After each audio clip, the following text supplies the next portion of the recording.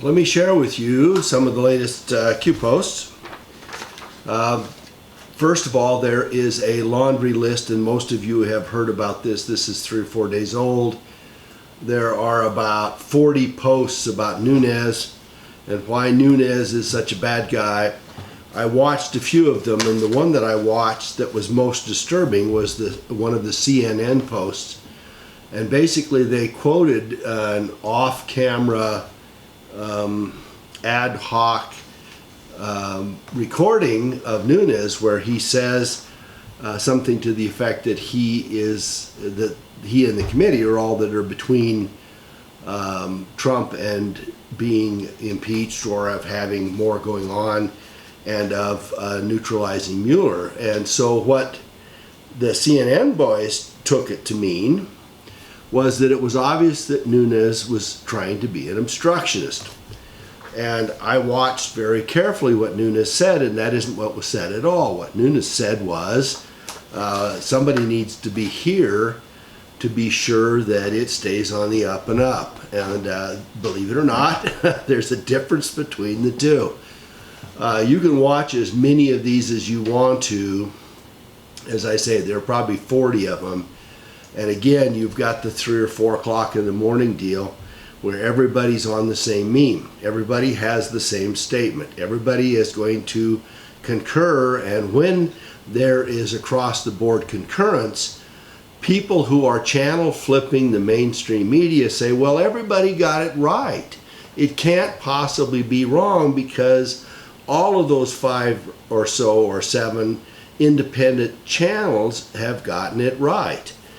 This morning I listened to NPR for a little bit when I was running around doing some errands, and the guy on whatever it is Saturday morning started crying when he heard about the separation of a 3-year-old from an illegal immigrant who'd crossed, a Guatemalan immigrant who'd crossed the border, and how this 3-year-old had apparently been taken from its mother while it was sleeping and woke up, and then he thought his mother had given him up. Well, I don't know what a 3-year-old thinks. Certainly it is not a good situation, but it existed in the Obama administration, and I think Trump may be trying to clean it up. Obviously, the fact that there is polarity, that Trump wants to fix the illegal immigration problem and actually make the border sound, not like a sieve, will also makes it look like what he's trying to do is be evil and a bad guy and a dark horse in doing the process. So the next big thing has to do with the whole process of this investigation, and really it is 2 investigations. One is the Clinton email investigation, and then there's the Russian intrusion into our election. And it is very interesting that, of course, we have the same crew of people that go from one investigation which they choose not to investigate, to another investigation which they give credence, even though they're the ones that bootstrap themselves into the justification for the probe at all. And that the players are probably plants, and Q has even indicated that Manafort may be a plant. So you got Manafort, you have Gates, you have Carter Page, and there are indications that there may be more. So this is the standard operating procedure. People can't get a handle on the fact that when the federal government swings into something, it is not simply that they make a single attempt at it, and if the attempt that they make at doing something evil or dark or untoward is found out, then everybody says, oh, well, we caught them, we got them at their game, and now we know what they're up to, and that now we've closed that off because that isn't going to happen anymore. Well, what you need to be aware of is that every time you find something, there are 5 or 10 or 20 other operations ongoing that had the same end in mind. The false flags around the school incidents are not singular, and I can tell you with almost certainty that there are 5 or 6 or 10 operations in process that may take years to come to fruition in the United States right now. In that same regard, there are probably a half dozen other false flags that are ongoing. Let me tell you how far back this goes. So most of us, most everybody that watches this channel will agree with me that the Kennedy assassination was hubby-bubby, right? It's a total fake. The Warren Commission report is a total fake. And Oswald was a patsy. There were multiple shooters. There were lots of people in on it. There are 140 people who were witnesses who have died in an untoward way. And if you do statistical analysis on it, it's impossible. It is 1 in 10 billion that those people all died as they did. Statistically, can a person die prematurely? Yes. Statistically, will a few people commit suicide? Of course. Statistically, can you have a few car accidents? Exactly. Yeah, that's all possible. But when you put 140 people into it, that's not statistically possible. So our common perception is, well, at least now we have seen what the CIA was doing. And my answer to you is no, you didn't. You may not even have seen half of it. And what most people don't know is that Kennedy was scheduled to go to Chicago, I think it was 3 weeks before then, and there has been a plot that was disclosed, including a patsy there, a 5-story building, the parade going right by it. Everything was set up to do exactly the same thing in Chicago 3 weeks earlier. And as it turned out, I think either Kennedy got some wind of it, or as I recall, he had a conflict and ended up canceling the trip to Chicago. And so you say, well, oh, that was foiled. No, they had backup plans. And they probably had a backup plan in Philadelphia, and they probably had a backup plan in San Francisco, and they probably had a backup plan someplace else. So they looked 9 months out and said, what can we do to make this so that we have multiple opportunities to get our job done? And what most of us don't appreciate, because we're just common folks, is that they have billions of dollars to play with. The calculated total of the Kennedy assassination was in the billions of dollars. Hundreds of millions or $1 billion, and I think it was well over $1 billion by the time they paid everybody off. And that may be in today's money, but you have to take into account the fact that the mafia folks were going to make a lot more money not being watched. The oil guys alone had a depletion allowance that Kennedy was going to terminate, and that depletion allowance gave them, the oil guys, tax write-offs that were worth billions then. And then you've got the Federal Reserve, and he was doing, I think, what was it, the silver certificate or an alternate parallel currency, and there were indications he was going to terminate that. There are billions of dollars involved in that. Then you've got the Vietnam War, and Johnson was all for the Vietnam War, either because he was going to be the hero war president or because he was in on the money, or both. And there were billions of dollars involved in all of the transactions in Vietnam. So there was slush money, lots of slush money to go around, not counting the Cubans and the Secret Service and the military guys that probably also had a hand in the Kennedy assassination. And that's how good they were 50 odd years ago, right? 55 years ago. So how much better are they now? And when you look at the internal workings of this is the thing that you'll see on Q, that has the lists of the PSYOP of all of the connections between the various departments, the White House, the CIA, the Director of National Intelligence, the DOJ, and the FBI, and all of the parties that are involved. Well, so you've got Obama, you've got Valerie Jarrett, who was the senior advisor to him and had been with him since before he was elected senator, and maybe for a bunch before then. You've got Dennis McDonough, who is the White House Chief of Staff. You've got the Vice President Biden. You've got Rahm Emanuel, the sanctuary city guy from Chicago, still playing games. You've got triple death box, kill box, John Kerry, the skull and bones dude that ran for president against little shrubby Bush, and the two of them, were Tweedledee, Tweedledum choices for the dark state. You've got Samantha Jane Power, the United States ambassador to the UN, and who is a war correspondent in Yugoslavia, was in the Harvard Center for Human Rights. That's where they find them, right? She was in 2004, she was among Time's 100 most influential people. She was a most influential person when she was a Harvard Center for Human Rights person. That's in the weeds a long ways. And then she was 05 and 06 was with Senator Barack Obama. You've got Karen Mills, who's another big time insider, and she is in the administration office of business administration, the small business cabinet level office from 9 to 13.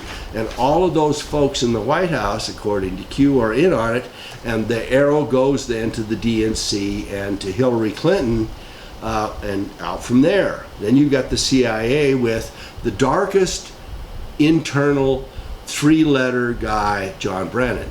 Muslim, former communist, voted for communists. How did he get to be the CIA head donkey? Go ahead, where you go. So then you've got the DNI, which is the Director of National Intelligence, James Clapper. He's in on it.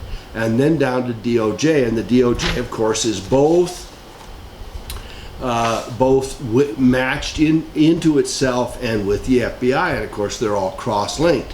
So you've got Loretta Lynch, Sally Yates, who is the temporary AG and assistant AG under Lynch.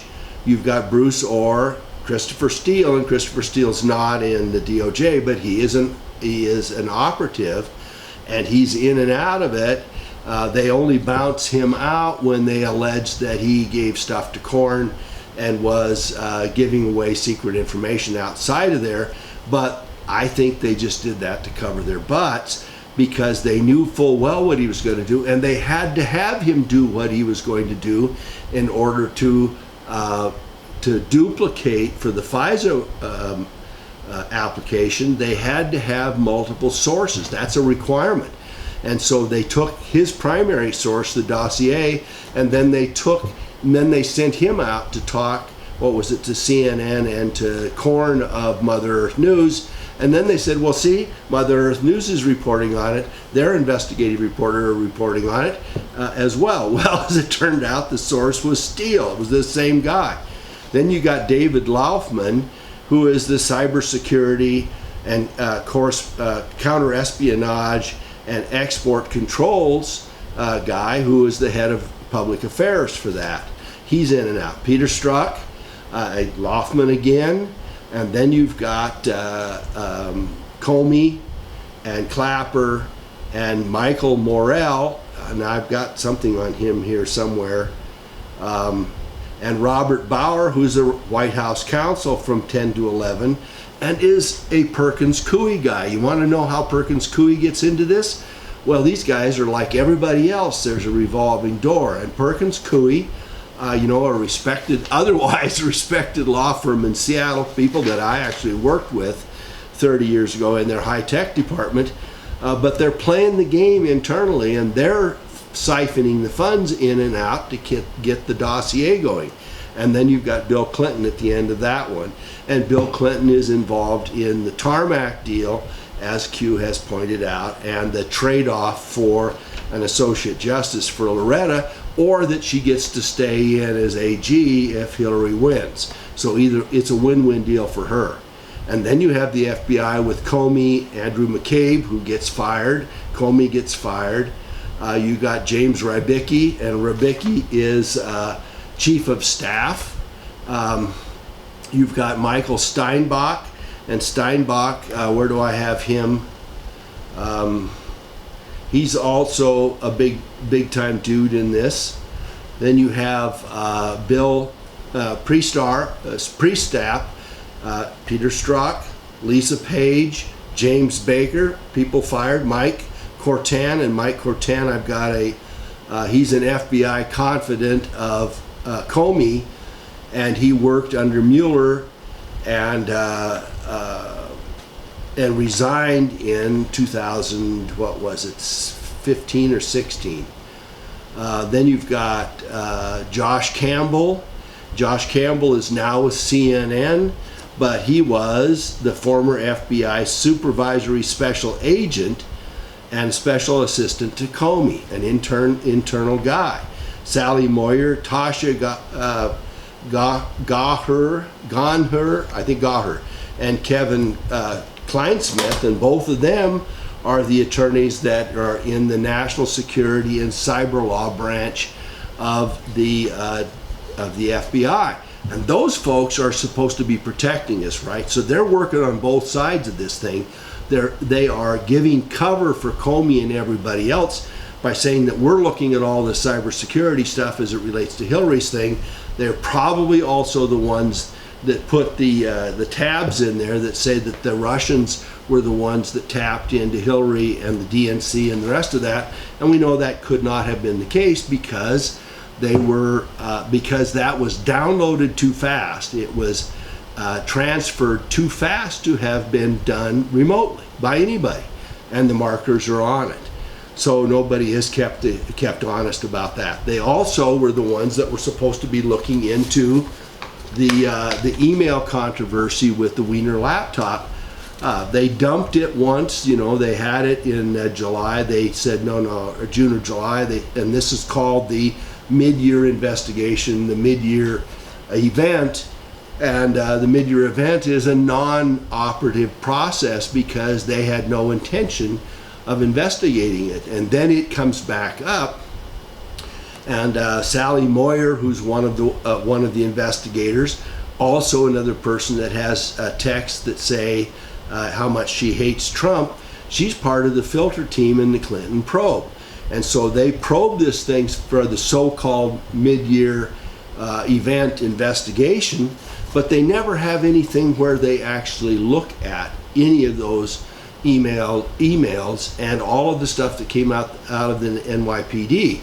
And so the IG report comes in and said, why didn't the FBI take immediate action to review the 725,000 Clinton-centric emails on the Huma Abedin and Wiener laptop? And why did they wait a month before seeking a search warrant? And number three, why were they doing nothing? And the IG report looks at it, and of course the IG report doesn't say why they didn't do it. It just says that they did not do it.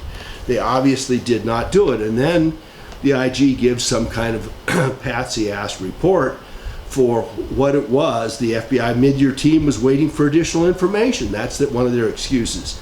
They could not review the emails without additional legal authority. They had to get a warrant. Well, they didn't bother. They didn't want to get a warrant. The mid-year team and the senior FBI did not believe that the information on the laptop was likely to be significant.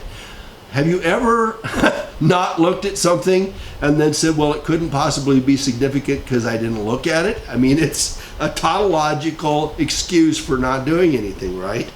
And finally, key members of the FBI mid-year team had been reassigned. What were they reassigned to do that kept them from looking into the Wiener laptop? Well, they had been reassigned to the investigation of Russian interference in the U.S. election. So one of the reasons why they didn't look at Hillary's emails that were on the Wiener laptop was, well, gosh, we've already been reassigned to the Russian investigation. Is that a joke or what? And any intellectually honest person reading the mid-year event team, the fact that they didn't investigate it and that they gave excuses for why they didn't, would be totally flabbergasted. I mean, I would love to have the FBI come look at me for some reason and then decide that it was too insignificant to actually look at. And so we won't even open the envelope. You know, what's in envelope number 2? No, that can't possibly be significant. We won't do it. So then they reopened it.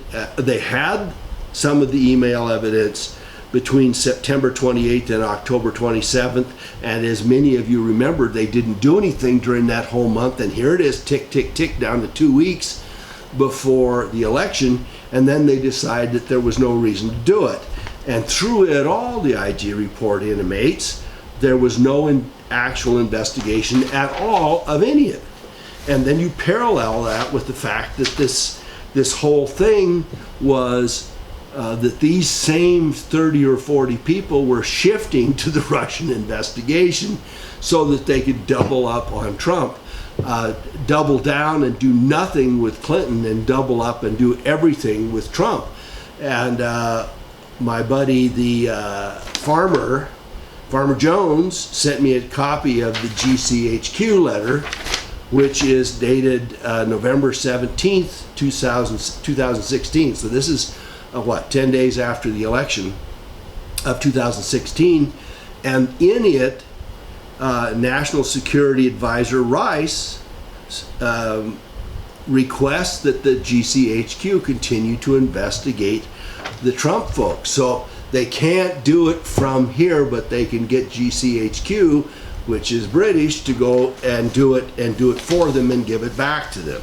So that's the stuff that ties and circulates through that whole process. And of course, the buffoonery of the Nunes thing is crazy. And then you've got all this stuff around this whole Russian investigation, which is, I mean, there are these two orbs. One of them is the Clinton probe, and the other one is the Russian investigation. And these people just basically toss the Clinton probe off and say, let's go after Trump.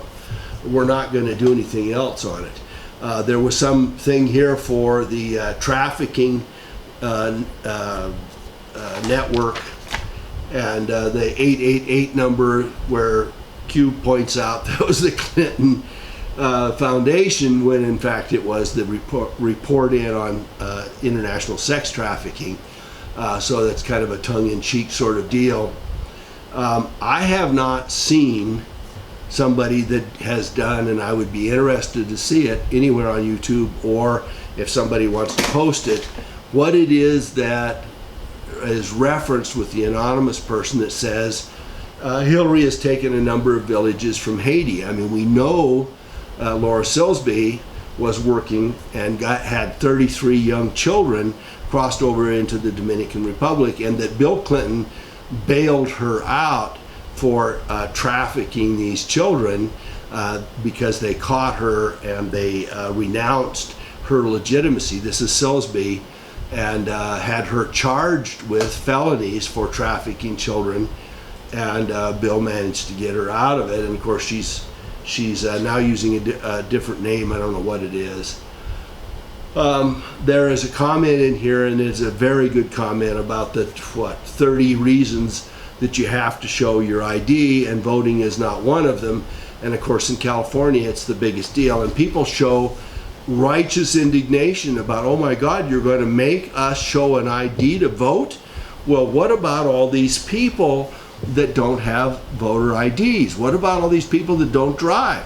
I remember when this was coming up a couple years ago, and NPR had it, and they dragged somebody out. Well, I was during the primaries, and there was some lady in North Carolina, I think it was, some poor black woman who didn't drive, so she didn't have an ID. And so they dragged her out, and she said, oh no, I'm not going to be able to vote because I don't have a driver's license, and they can't take my right to vote away from me, and blah, blah, blah. And, well, there is a place for a personal ID, of course. Well, but you would have to go to the Department of Motor Vehicles or somebody else to get that, and that would take a whole bunch of extra. Yeah, no, you're right. And then and then the other problem with it was that she couldn't get the ID because she had been born on a farm or something like that, and she didn't have her birth certificate, so she couldn't get her ID, and that was going to take a whole bunch of additional proof. Yeah, well, there probably are 40 or even 400 people nationwide to whom that predicament applies.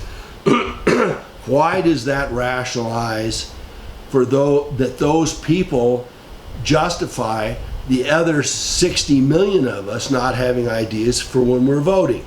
I mean, I can come up with an anecdotal report of somebody that justifies not doing anything.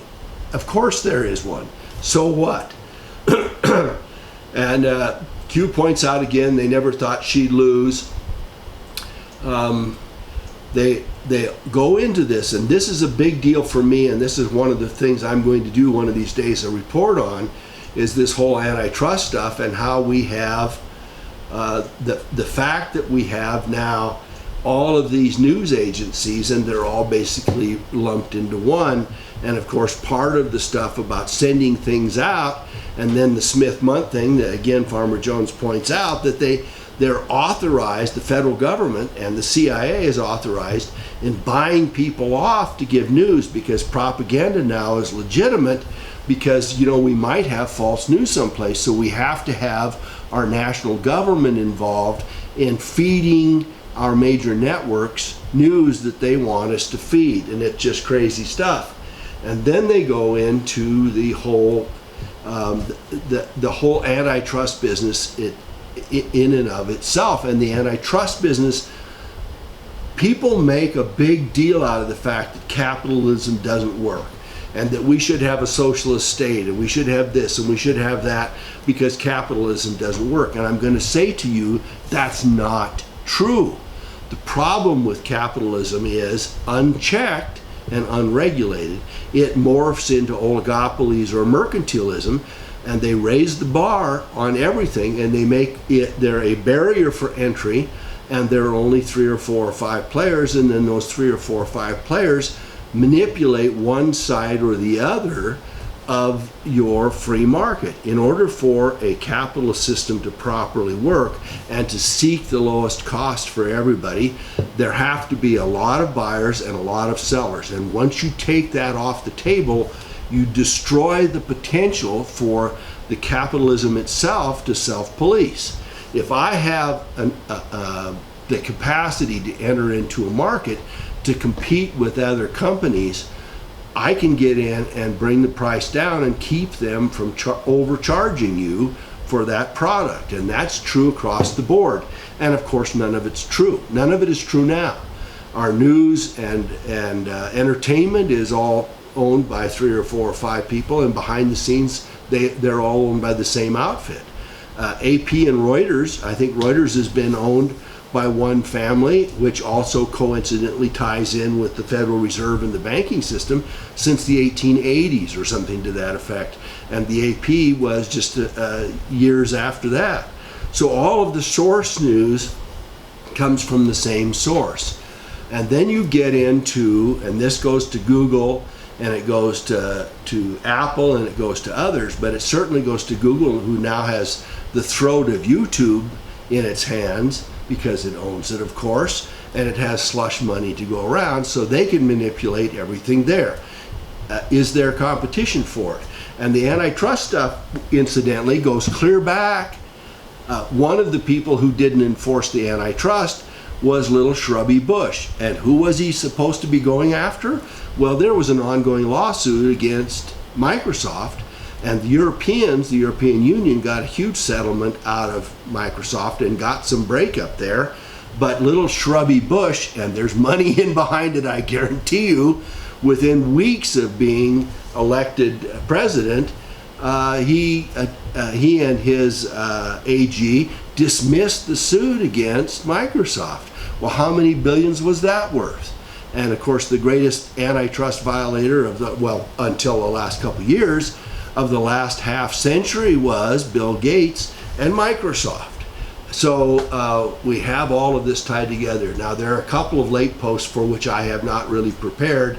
There is a, it looks like it's one of the Canadian airplanes that has Q400 and a big Q on the back of it. And Q says, well, that's not coincidental. And then going from there to a test of midterms to see what's going on with it. So I got to get off here. My time's up, but this will give you an up-to-date report till now. If you like it, give thumbs up. Thanks so much for watching. And that's a sign-off on this little segment. Thanks.